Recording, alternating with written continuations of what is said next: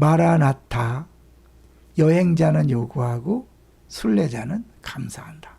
같이 한번 입으로 고백해 보죠. 여행자는 요구하고 순례자는 감사한다. 오늘 제목을요, attitude. 주일날 잠깐 봤죠? 자세, 태도, 마음가짐은 100점짜리 단어이다. 그러니까 주일날 이렇게 보여주지 못하고 설명했더니 이해가 안 된다는 분들이 좀 있어서 저 자세하게 나누려고 그래요.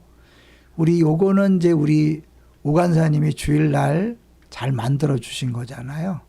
이렇게 A, B, C, D 이렇게 점수를 매겼을 때 요 단어를 이렇게 점수를 고입하는 거죠. A는 1점, T는 이제 20점짜리인데 그건 제가 같이 한번 볼게요.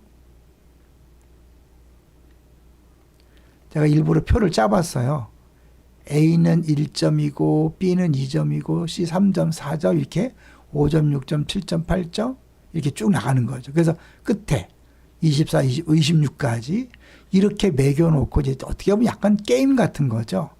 했을 때 이 보면 1 더하기 20, 29, 20, 21, 4 더하기 5 해서 딱 100점이라는 거예요.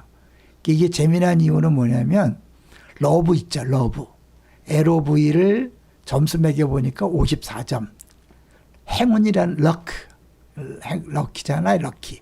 럭크는 47점. 머니, 돈은 72점에 불과하고 리더십. 글자가 많지만 89점. 날리지. 그러니까 지식이잖아요. 지식은 96점. 하드워크. 열심히 일하라. 이런 몇 점이냐면 98점이래요. 그런데 이 태도는 100점이라는 거예요. 놀랍지 않나요? 재밌죠. 그죠? 그래서 이 태도가 중요하기 때문에 이 찰스 스윈도이라는 유명한 목사님은 이런 얘기를 하셨어요. 태도가 우리 인생에서 가장 중요한 요소다. 심지어 집안 배경, 교육 수준, 경제력, 사회적 위치, 평판보다 태도가 중요하고 심지어 사실 자체보다도 더 중요하다고 설명했다는 거죠. 그러니까 우리의 뭐 조건이나 환경 이것보다 더 중요한 것이 우리의 태도라는 거죠. 왜냐하면 우리의 재능이나 환경 이런 것들은 우리가 선택할 수 있는 게 아니잖아요. 어쩔 수 없이 주어졌잖아요. 그죠? 그렇지만 우리의 태도는 우리가 스스로 선택하고 결정할 수 있는 거죠. 그러니까 이 태도에 대해서 아주 우리가 자주 쓰는 표현이 뭐예요? 긍정적인 태도가 있고 부정적인 태도가 있다. 우리 긍정적인 태도를 보여주는 제일 유명하신 분이 이순신 장군이잖아요. 뭐라 그랬죠? 신에게는 아직 12척의 배가 남아 있습니다.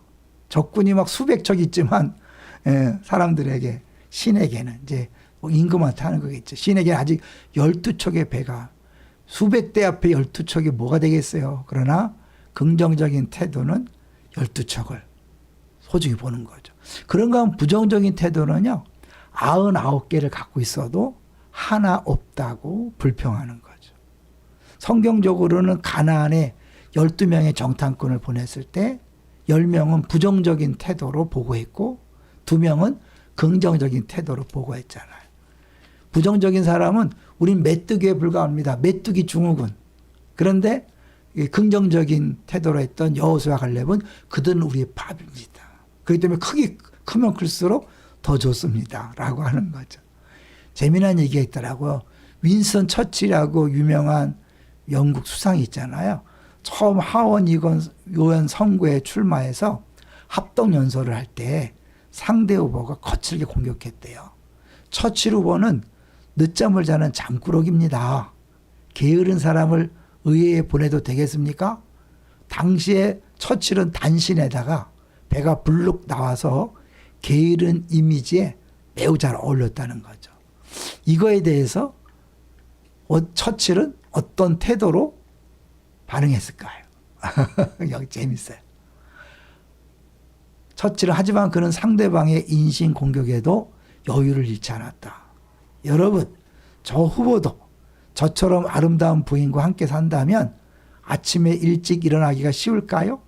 유권자들은 미소와 함께 열광적인 반응을 보였고 애처가 된 처칠은 이 연설 한마디로 정치인으로 화려하게 데뷔하여 훗날 수상의 자리까지 오르게 되고 그 유명한 2차 대전의 승리의 그런 리더로 우리 우뚝 서는 걸 볼 수 있잖아요. 이 태도가 이렇게 중요한데 사실은 신앙생활은 한마디로 태도에 관한 걸 할 수 있죠. 왜냐하면 구약 성경에 보면 여호와를 경외하라 그랬잖아요. 경외하는 건 사실 태도잖아요. 그 태도에서 이제 다른 모든 것들이 나오게 되는 거죠. 우리가 보통 이제 그런 말을 해요. 피할 수 없다면 즐겨라. 이것도 태도에 가는 거잖아요.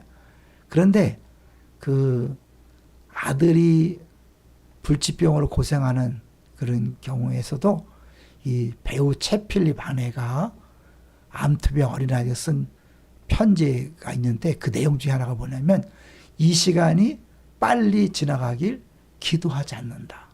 이 추운 겨울 주님이 우리를 만나주시길 기도한다. 얼마나 멋져요.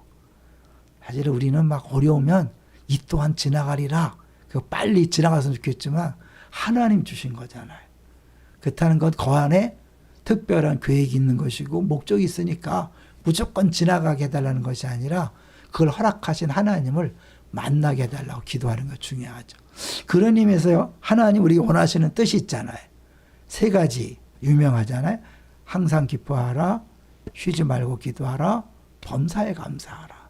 제가 이번에 주일날 말씀드렸던 것처럼 은혜선교회 설립예배 권면 갔다가 다시 한번 묵상하면서 확실하게 답을 얻었어요. 사실 이 항상 기뻐하라는요. 하나님에 관한 태도예요. 우리가 우리 삶이나 조건이나 사람을 보면 항상 기뻐할 수 없잖아요. 시편 37편 4절에 보면 또 여호와를 기뻐하라. 그가 내 마음의 소원을 이루어 주신다. 이거를 다른 번역에서 어떻게 했는지가 중요하죠. 번역이 보면 기쁨은 오직 주님에게서 찾아라. 이게 항상 기뻐하라는 거죠. 주님에게서 내 마음의 소원을 들어준다. 공동 번역에서는 내 즐거움을 야훼에게서 찾아라. 내 마음의 소원을 들어주시라. 영어가 좀 어렵지만요. NRSV에서 본 take delight. 기쁨을 취하는 거잖아요. In the Lord. 주님 안에서만 기쁨을 취하는 거죠. 상황과 조건을 통해 기뻐하다가 기뻐하지 않다 그러면 항상 기뻐하는 건 불과해요. 항상 기뻐하라고 명령하셨다는 것은 늘 나만 봐라. 나만 바라봐라. 그죠? 주님 앞에. 그 다음에 이제 이웃을 위해서는 대타. 쉬지 말고 기도하라는데 사무엘상 12장 23절에 보면 사무엘이 그런 말을 하죠. 내가 너희를 위하여 기도하기를 쉬는 죄를 범하지 않겠다. 그러니까 성경에서 쉬지 말고 기도한다는 것은 자신을 위한 기도는 그렇게 못해요. 사람들 어려울 땐 기도하지만 편안해지면 안 하잖아요. 그런데 이웃을 위해서는 늘 기도할 게 많죠. 늘 기도해 줘야 되고. 그러니까 결국 대타, 이웃을 위해서는 쉬지 말고 기도하는 것이다. 3번째, 범사에 감사하라는 건 자기 자신에 대한 태도예요. 디모데전서 4장 4절에 보면 모든 것은 하나님이 지으셨기 때문에 다 선하다. 그래서 감사함으로 받으면 버릴 것이 없다. 그러니까 모든 것들을 감사함으로 받는 거죠. 상황이 좋아서가 아니라 내가 마음으로 감사하면 다 유익하다는 거예요. 그러니까 이 하나님이 우리에게 원하시는 뜻 3가지는 결국 하나님에 대한 태도, 이웃에 대한 태도, 내 자신에 대한 태도로 딱 정리해버리면 우리는 항상 기뻐할 수 있고 쉬지 않고 기도할 수 있고 범사에 감사할 수 있는 거죠. 그런 의미에서 태도가 너무 중요하다.